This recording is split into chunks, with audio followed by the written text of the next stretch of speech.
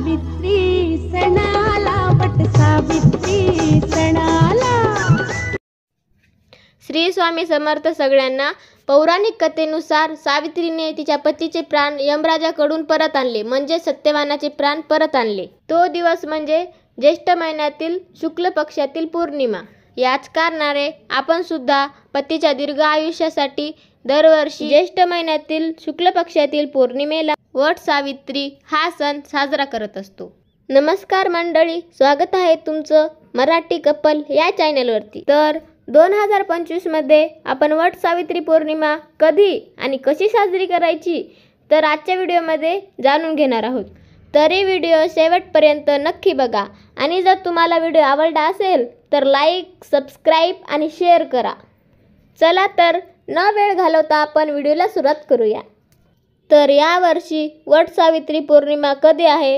हिंदू पंचांगानुसार ज्येष्ठ मासातील पौर्णिमा ही वटसावित्री पौर्णिमा म्हणून साजरी करतात। यंदा वट पौर्णिमा 10 जून 2025 वार मंगळवार रोजी आहे। पौर्णिमा तिथी 10 तारखेला सकाळी 11:35 सुरू होऊन 11 तारखेला दुपारी 1:13 समाप्त होत आहे। त्यामुळे आपल्याला वटपौर्णिमा ही 10 तारखेला साजरी करायची। आपलं सौभाग्य अखंड दीर्घायुष्य निरोगी राहावं, वैवाहिक जीवन सुखी राहावं, जन्मोजन्मी हाच पती मिळावा म्हणून या दिवशी वटवृक्षा म्हणजेच वडाच्या झाडाची पूजा केली जाते। वड हा अत्यंत पवित्र वृक्ष आहे। यामध्ये ब्रह्मा, विष्णू आणि महेशाचा वास असतो असे मानले जाते। तसेच या झाडाचे आयुष्य 100 वर्षापेक्षा सुद्धा जास्त असते आणि या झाडात अनेक औषधी गुणधर्म असतात।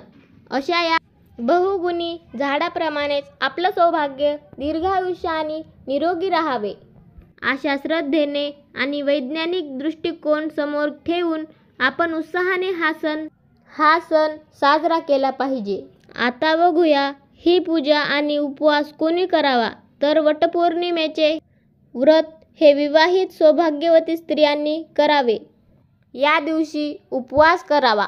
मासिक पाळीतील पहिले 3 किंवा 5 दिवस वडाची पूजा करणे टाळावे।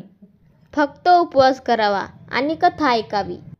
आता जाणून घेऊया पूजासाठी साहित्य कोणकोणते वापरावे तर पूजेसाठी हळदी, कुंकू, अक्षदा, वस्त्रमाळ, फुले, सुती धाग्याचे बंडल म्हणजेच सुतगुंडी, पंचामृत, 2 विड्यांची पानं, विड्यांच्या पानावर ठेवण्यासाठी सुपारी, 1 किंवा 2 रुपयाचे नाणे, खारीक, खोबरं, बदाम, अगरबत्ती, 1 तेलाचा आणि 1 तुपाचा निरंजन, कापूर, पाणी, कलश ओटी भरण्यासाठी खण म्हणजेच ब्लाऊज पीस, बांगड्या, कंगवा, मण्यांची माळा, कुंकाचा करंडा हे सौभाग्य अलंकार। तसेच महिलांची ओटी भरण्यासाठी गहू, खोबरे किंवा नारळ, सुपारी, आंबे किंवा इतर फळे आणि दक्षिणा हे सर्व साहित्य आधीच जमवून ठेवावे। वटपौर्णिमेच्या दिवशी विवाहित स्त्रियांनी सकाळी लवकर उठून नित्यकर्मे आटोपून तुम्हाला आवडेल त्या शुभ रंगाची साडी नेसून छान साज शृंगार करावा। सौभाग्य अलंकार धारण करावे। सर्व साहित्याची जमवाजमवी करून वडांची पूजा करण्यासाठी जावे। बऱ्याच ठिकाणी वडांची फांदी घरी आणून तिची पूजा केली जाते, परंतु तसे न करता प्रत्यक्ष झाडाजवळ जाऊनच पूजा केली तर जास्त योग्य ठरेल। वडांच्या झाडाजवळ आल्यानंतर सर्वात आधी तेलाचा दिवा लावून पूजेला सुरुवात करावी। धूप, अगरबत्ती सुद्धा लावून घ्यावी। दिव्याची हळदी, कुंकू, अक्षदा आणि फूल वाहून पूजा करून घ्यावी आणि नमस्कार करावा। त्यानंतर एका जागेवरून विड्याची जोडपानं ठेवून त्यावर अक्षतांचे आसन तयार करून घ्यावं आणि त्यावर गणपतीची मूर्ती किंवा त्याऐवजी सुपारीची स्थापना करावी व गंध, अक्षदा, फूल वाहून ओम गण गणपतय म्हणत गणपती बाप्पाची पूजा करून घ्यावी आणि बाप्पांना तुपाच्या निरंजनाने वाळून घ्यावे। गणपती पूजन झाल्यानंतर वडाच्या झाडांची पूजा करावी। सर्वप्रथम वडाला जल अर्पण करावे, त्यानंतर पंचामृत अर्पण करावे आणि त्यानंतर पुन्हा एकदा शुद्ध पाणी अर्पण करावे।